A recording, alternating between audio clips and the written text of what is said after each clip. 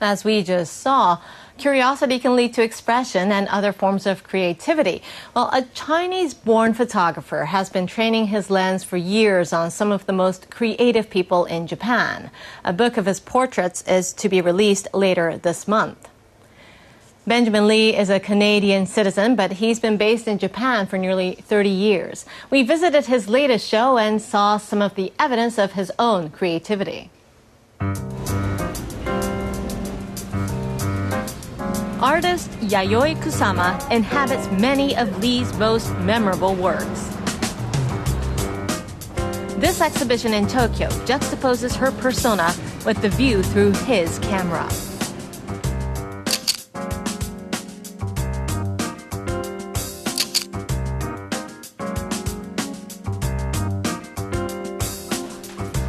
As a subject, Kusama is a never-ending source of inspiration. She seemingly reinvents herself in every moment. For a photographer, that provides an opportunity to explore the known and the unknown. Kusama is predictably unpredictable. In Lee's pictures, she transforms before our eyes. Having gone to New York and enjoying the creative freedom that she had there, and coming back to Japan and being rebuffed by the society must have been very tough for her. But she, kept painting.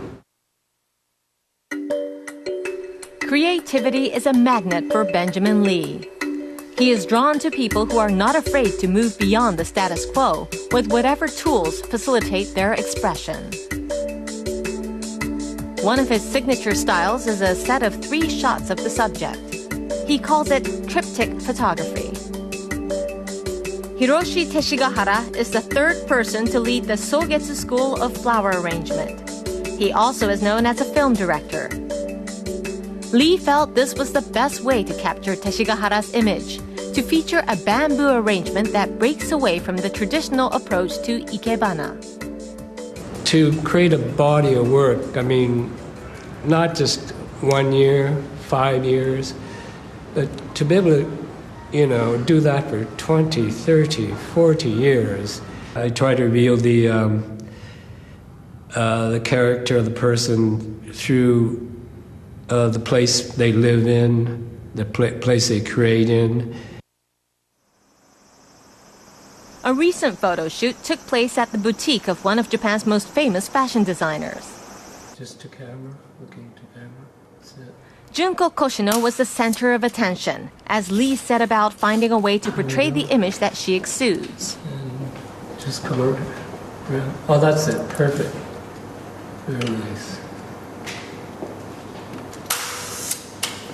This is something a modern day Cleopatra would wear.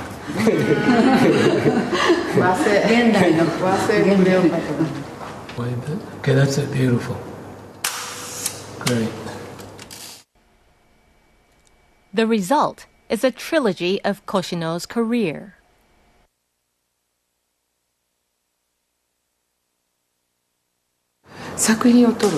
He seems to want to show both the creation and the creator behind the creation. He's always searching for new people who inspire him to make his own artistry. Lee was born in China in 1947. His family left for Toronto when he was 4. His career is a far cry from the limits he would have faced in his country of birth. Throughout his lifetime, the governments of China have been wary of self-expression. The restraint, the awful time, the Cultural Revolution, what it did, all art was kind of like just cut off. That there was no freedom of expression. Lee has been creating portraits of Chinese artists, many of whom survived hard times following their muse.